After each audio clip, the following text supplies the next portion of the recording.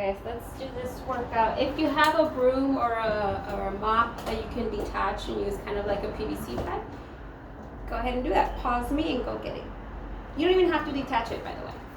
Alright? Alright, so from here you're going to go for your pass-throughs. If you don't have a PVC pipe, don't worry about it. You can even use like a stretchy t-shirt or a towel.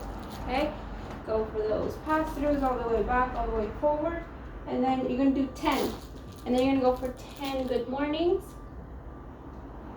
After your 10 good mornings, I want you guys to go across, keeping the PVC pipe right where it is.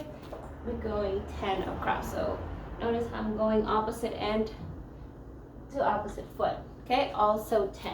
When you are done there, I want you to bring it out in front, and I want you guys to go ahead and push back and forward, squeeze the glutes, back and forward, squeeze the glutes. Okay, so you're doing 10 of everything, and then same thing for your leg swings forward and back, and then you're gonna go side to side.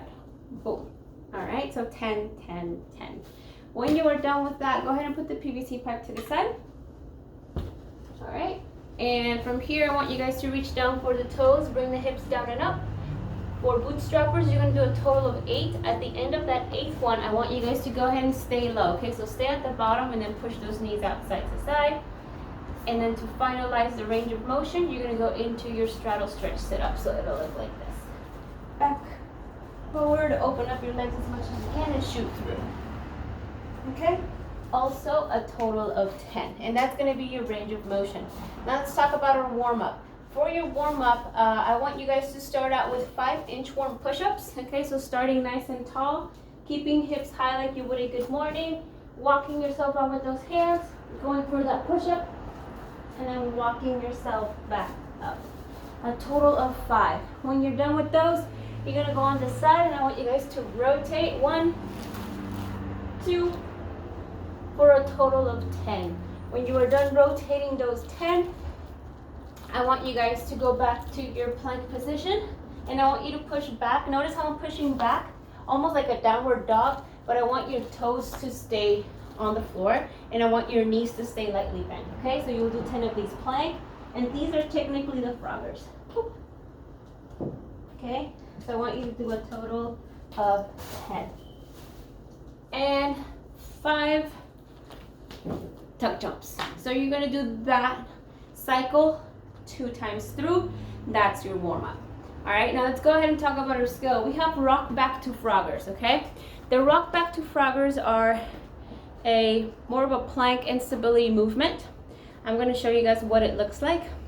You're gonna be starting out in a plank, okay? From that plank position, you're gonna push back into that frogger like I showed you, where you're pushing back to almost a downward dog, but your toes are on the floor and your knees are bent. So it's almost like your knees are parallel to the floor, your knees and shins. I'll show you that in a second, okay? So what that's gonna look like is gonna be a tall plank, rock back to frogger, okay? So tall plank.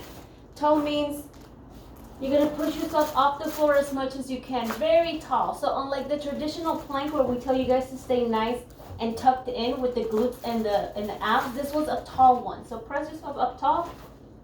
You're gonna push back, and notice how now my shins are parallel to the floor, and up, frogger. Back down, tall plank, okay? Push back, frogger. All right, so that's gonna be the movement. Feel free to go back and replay it a few more times if you need a little bit of help. But remember, you're starting in a frog, pushing back, okay? And then you're gonna jump forward like when you do a burpee on the way up, okay? You're gonna do that for 3 sets of 30 seconds, okay? Next movement we have is going to be the side plank crunch. So you're gonna do 3 sets of 30 seconds with a 30-second rest in between. So 30 seconds on, 30 off, 30 seconds off, 30 on. When you're done with those 3 sets of rock back to froggers, we're switching to the side plank crunch, and you're doing 4 sets of these, not 3. Okay, the first one is 3 sets, this one's 4 sets. You're gonna do a side plank.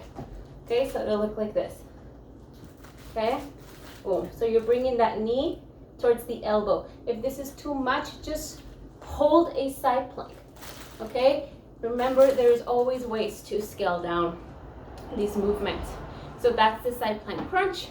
You're gonna do that 4 sets of 30 seconds. Again, let me show you. You're on your side, coming up, stay nice and tight. Make sure you're stacked over your shoulder. Boom, and back down. And do it as slow or as quickly as you need to. Just make sure that you're really stabilizing that way, okay? And that's gonna be your skill. Now let's go ahead and talk about our workout. Our workout is a 4-time workout, which means that you guys are gonna try and get it done as fast as you guys can, okay?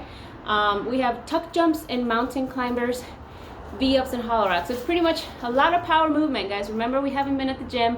I mean, some of you might, but most of us have not. And that means if you haven't been there, we most likely have not been doing things like box jumps. Maybe you do have some place to do box jumps at home, so that's great.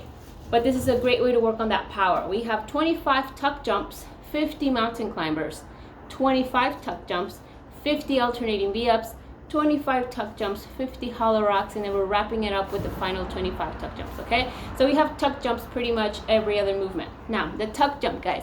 Power, 2-foot takeoff, 2-foot landing, like we do with the box jump. I want you guys to get into the habit of bending your arms at a 90, and as you're jumping, bringing the knee up towards the hand versus the hand down to the knee.